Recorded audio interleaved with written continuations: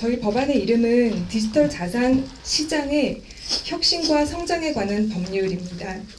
저희가 방점으로 두고 있는 부분이 시장의 성장과 그리고 시장의 혁신에 있다는 점을 대표적으로 보여주는 그러한 법안명입니다.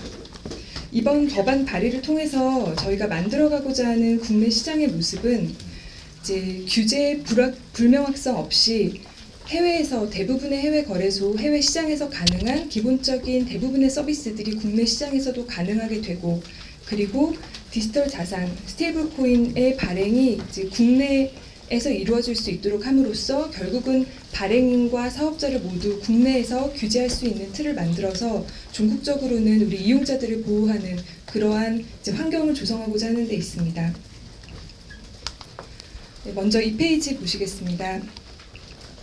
그래서 저희 법안의 목적은 이런 새로운 기술에 기반한 디지털 자산업의 건전한 성장을 통해서 우리 시장 이용자들에게 안전하고 편리하며 실질적인 가치를 제공하도록 함으로써 디지털 자산 시장의 지속 가능한 발전과 혁신을 지원하고 나아가 국민경제 발전에 기여하고자 하는 그러한 목표를 가지고 있습니다. 정의 조항을 보시면 디지털 자산은 크게 두 가지로 구분됩니다.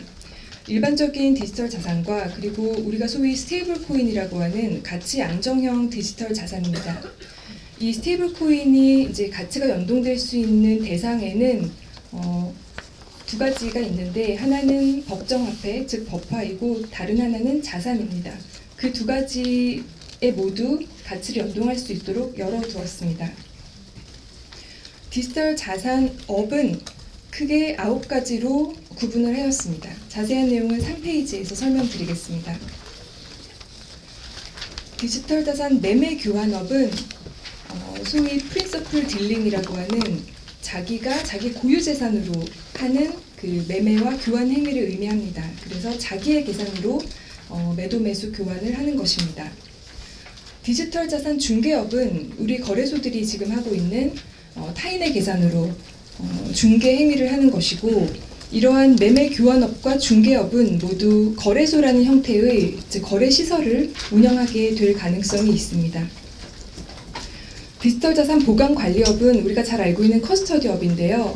조금 변경된 내용이 있다고 하면 보관만이 아니라 소극적인 운용 행위를 포함하는 관리까지 포함하였다는 것입니다. 현재 디지털 자산 보관 관리업자들은 보관하고 일부 수수료 받는 것 외에는 특별한 사업 모델이 없었는데, 가지고 있는 자산을 원본을 손실될 위험이 거의 없는 스테이킹 등에 제한적으로 운용할 수 있도록 함으로써 그러한 서비스 영역을 조금 확장하고자 하였습니다. 디지털 자산 지급 이전업이 스테이블 코인의 사용과 관련하여 가장 중요한 부분인데요.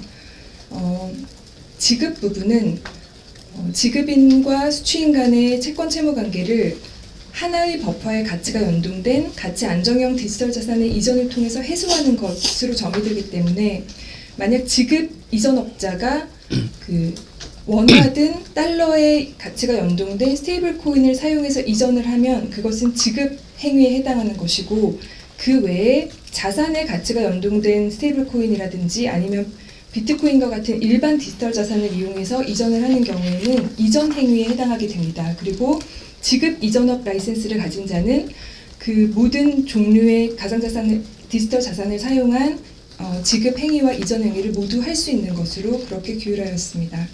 4페이지입니다. 디지털 자산 일임업은 이용자로부터 디지털 자산에 대한 투자 판단을 일임받아서 이용자별로 구분해서 이용자에게 적합하게 디지털 자산을 운용하는 것을 영업으로 하는 것입니다. 디지털 자산 집합 운용업이 기존 법안과 조금 차이가 있는데요. 여기서는 크립토 펀드가 가능하게 됩니다. 그래서 2인 이상의 이용자로부터 모은 디지털 자산을 이용자의 운용 지시를 받지 않으면서 다른 디지털 자산으로만 운용하는 것이 가능하게 됩니다. 다만 자본시장법과의 중복을 방지하기 위해서 모으는 자금을 모으는 그 자산은 디지털 자산으로 한정하고, 이를 다른 형태의 자산에 운용하지 못하고 역시 디지털 자산으로만 운용할 수 있도록 제한해 두었습니다. 디지털 자산 대여업은 현재 시장에서 이루어지고 있는 서비스를 포괄하기 위한 것인데요. 타인의 자산을 이용하는 것이 아니라 자기의 고유 재산을 이용해서 디지털 자산을 대여하는 것을 의미합니다. 만약에 이용자의 자산을 이용해서 대여를 하고자 하면 그것은 일임이나 운용과 같은 운용행위의 영역에 포섭되어야 할 것입니다. 디지털 자산 자문업은 이제 디지털 자산의 가치나 거래에 대해서 이용자 자문에 응하는 것을 영업으로 하는 것이고, 매매 교환 대행업 같은 경우에는 이제 타인이 원하는 거래를 대신해서 수행해주는 역할을 의미합니다. 그래서 만약 스테이블 코인을 이용한 지급이 일어났는데 최종적으로 받게 되는 상인들이 나는 이것 말고 버파로 받고 싶다라고 하면 중간에 그것을 거래소든 어떤 다른 사업자로부터 이제 바꿔주는 자가 있을 수 있고, 그러한 자의 영업이 아마도 매매 교환 대행업의 그 영역에 포섭될 것으로 생각이 됩니다. 5페이지입니다. 규제 명확화를 위해서 디지털 자산업에서 제외되어야 하는 것과 그리고 다른 법률 적용을 배제하여야 되는 것을 규정하였습니다. 먼저 자본시장법과 동일하게 자기가 디지털 자산을 발행하는 경우는 매매교환업자로 보지 아니하였고, 스테이블 코인에 대해서는 발행인 인가를 별도로 두고 있음은 아시는 바와 같습니다. 그리고 매매교환업자나 중개업자를 상대방으로 해서 매매를 하는 경우에는 매매교환업자로 보지 않는다라는 자본시장법과 같은 조문을 포함하였습니다. 그리고 디지털 자산 지급 이전업자는 업무 처리 과정에서 일시적으로 디지털 자산을 보관 관리하는 경우도 생길 수 있고, 지갑단에서 그 코인 간 스왑을 하는 경우도 생길 수 있는데, 이런 경우까지 모두 별개 라이센스를 받도록 하는 것은 저희가 라이센스를 만든 취지와 맞지 않기 때문에 지급 이전업 라이센스를 받게 되면 별도의 보관관리업이나 매매교환업 라이센스는 받지 않는 것으로 하였습니다.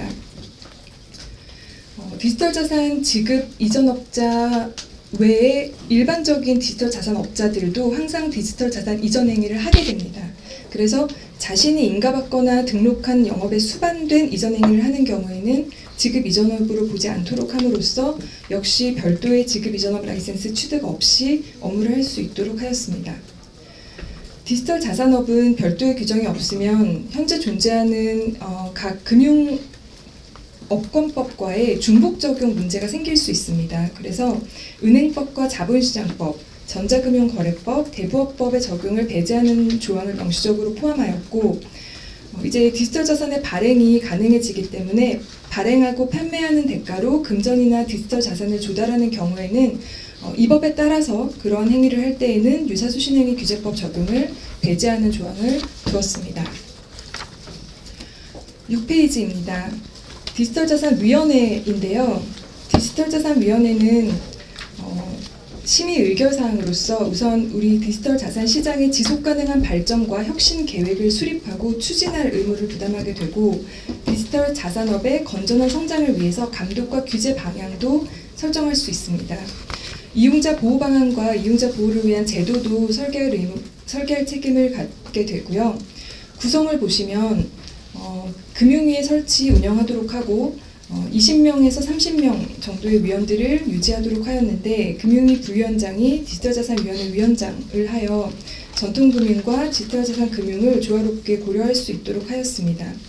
그리고 디지털자산 발행자와 디지털자산업자를 비롯한 민간위원이 현재 가상자산위원회에는 전혀 포함되어 있지 않은데요.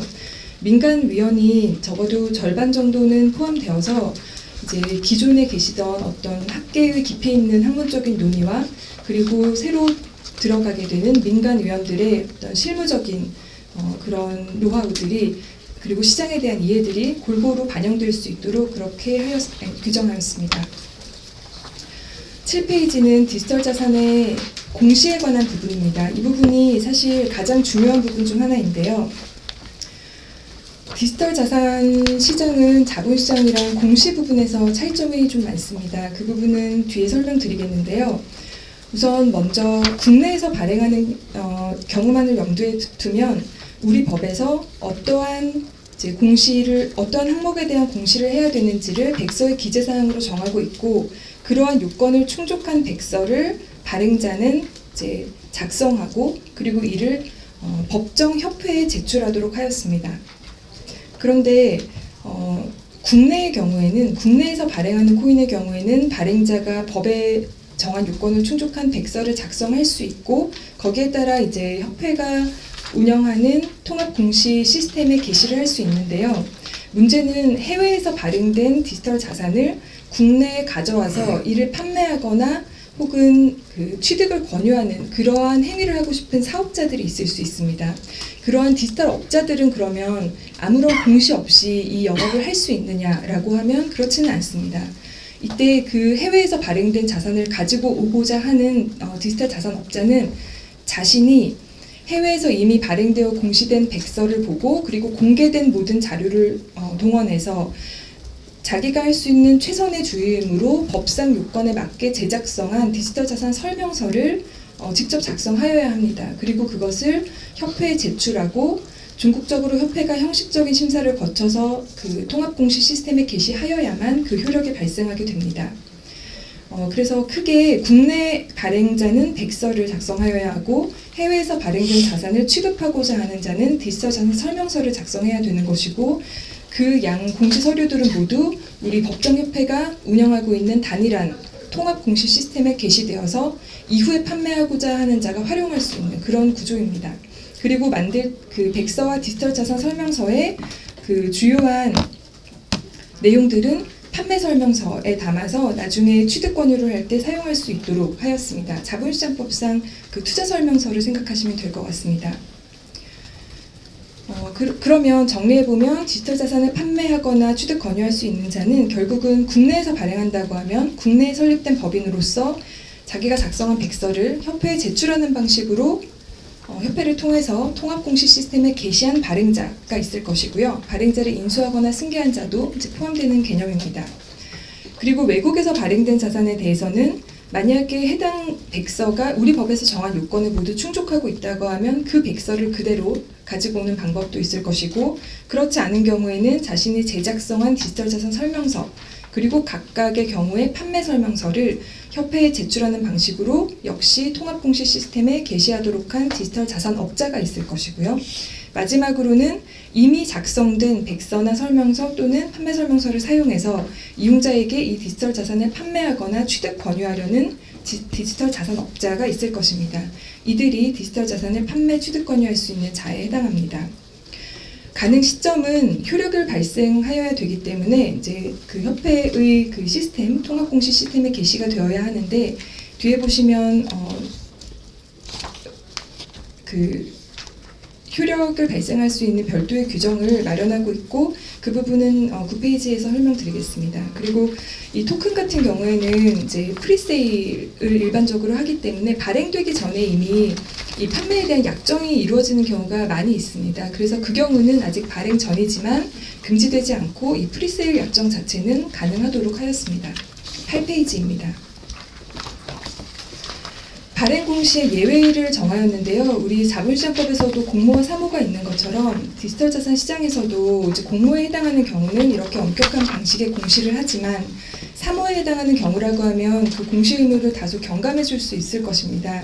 그래서 공시 서류를 이렇게 협회에 제출하고 심사받는 것은 사모의 경우에는 면제되고 다만 그렇다고 해서 이용자들에게 어떠한 정보도 제공하지 않고 판매할 수 있는 것은 아니고 디지털 자산의 핵심 정보를 이제 대통령령으로 정하게 될 것인데요. 그 정보는 이용자에게 전달하고 그렇게 해서 판매나 취득 권유할 수 있도록 하였습니다. 사모에 해당하는 경우는 이용자가 모두 전문 이용자인 경우 그리고 이용자가 100명 이내로서 대통령령으로 정한 기준 이하인 경우 마지막으로는 12개월 동안 판매하거나 취득을 권유한 총액이 이제 대통령령으로 정한 금액을 초과하지 않는 경우에 한해서 이제 사모의 그 공시 규제 예외를 적용할 수 있도록 하였습니다. 백서의 기재 항목은 일반적인 이제 항목들인데요. 발행자와 운영자에 관한 정보가 사실은 가장 중요합니다. 디지털 자산은 증권하고는 조금 다릅니다. 증권은 어떤 존재하는 기업의 그 쉐어이죠. 그래서 그 소유권이 이제 분할되어서 화체되어 있는 형태인데요. 디지털 자산은 그렇게 우리가 심사하고 있는 대상과의 직접적인 링크가 존재하지 않습니다. 그 부분은 제가 뒤에서 설명드릴 텐데요. 그래서 중요한 것이 이제 발행자와 운영자에 관한 정보입니다. 사업의 굉장히 초기 단계에서 투자하실 때를 생각하시면 됩니다. 그리고 이 자산이 쓰이는 용도와 목적, 기능 당연히 중요할 것이고요. 총 발행량, 유통량 계획, 사업 계획에 대한 정보도 중요한데 사업 계획이라는 것이 우리가 일반적으로 생각하는 증권 신고서에서 이제 향후 3년간 어떤 매출에 대한 예상 이런 것과는 결을 좀 달리합니다. 백서를 한번 보신 적이 있으신 분들이라면 이제 이해하실 거라고 생각합니다. 그리고 디지털 자산의 기반 기술과 보안에 관한 정보, 이용자의 보호 장치, 예를 들면 온체인 거래를 모니터링할 수 있는 블록 익스플로러 같은 것이 그 예가 될 것 같습니다. 이런 것들에 대한 객관적인 정보들을 모두 제공할 수 있도록 하였습니다. 9페이지입니다. 디지털 자산에 대해서 그 백서와 설명서를 심사하는 주체가 필요한데요. 이 심사 주체에 대해서는 고민이 많았지만 감독당국 대신에 그 법정협회가 이러한 심사를 수행하는 것으로 하였고 심사는 형식 심사에 그치는 것으로 이제 규율하였습니다. 이유는 뒤에서 설명드리겠습니다. 심사 기간은 30일로 설정하였고 보완은 당연히 가능하지만 보완 기간은 최대 30일까지만 심사 기간은 산입됩니다. 그렇기 때문에 최대 60일이 지나고 나면 이제 효력이 발생할 수 있는 그런 구조입니다. 마지막에 보시면 협회가 통합공시 시스템에 게시를 하였거나 그게 아니라 하더라도 제출일로부터 30일이 경과하면 보완기간 30일을 포함하면 60일이 되겠죠. 그러면 이제 그날로부터 효력이 발생할 수 있는 그런 규정이 들어가 있습니다. 형식적 심사라고 하면 이제 백서가 법에서 정한 형식을 갖추지 않거나 아니면 표시 내용에 객관적이고 명백한 오류가 있는 경우, 그리고 이제 기재나 표시 내용이 그 자체로 불분명해서 어떤 이용자에게 오인의 가능성이 있는 경우, 이런 경우는 이제 수정을 요청할 수 있도록 하였고요. 다만 그 조금 어려운 부분이 그런 부분입니다. 거짓의 기재, 이런 부분은 사실 거짓의 기재가 있는지 없는지를 심사하기 위해서는 굉장히 많은 노력이 필요합니다. 그리고 굉장히 많은 자료 보완 요청도 필요합니다. 그 부분도 뒤에서 증권과 어떻게 다른지를 조금 설명드리겠습니다. 그런데 백서가 또 증권신고서와 다른 부분이 백서는 굉장히 자주 변경이 됩니다. 이 사업하시는 분들은 잘 아시겠지만 백서는 고정되어 있는 것이 아니고 그 프로젝트가 자기 사업을 진행함에 따라서 필요하면 계획을 수정할 수도 있고 커뮤니티의 승인을 받아서 변경할 수도 있는 것입니다. 그렇기 때문에 백서는 변경되는데 우리가 그러면 아까 통합공시 시스템에 백서나 설명서를 올리도록 하였잖아요. 그 내용을 계속해서 사용하면 안 되겠죠. 그래서 그 내용을 사용하고자 하는 자에게 확인 의무를 부여하였는데요. 그것이 9페이지에 있는 내용입니다. 통합공시 시스템에 게시된 판매 설명서를 사용해서 판매하거나 취득 권유하려는 발행자나 아니면 디지털 자산업자는 그 판매 설명서의 내용이 최근에 변경된 사항을 모두 반영하고 있는지를 먼저 확인을 하여야 합니다. 그리고 모두 반영되어 있지 않다고 판단되면 그 발행자나 디지털 자산업자는 그 게시된 자료를 만연히 사용할 것이 아니라 최근의 변경 사항을 모두 반영한 판매 설명서를 다시 한번 협회에 제출하여야 되고 그것이 게시되면 해당 자료, 가장 업데이트된 자료를 사용해서 판매 행위를 하여야 합니다.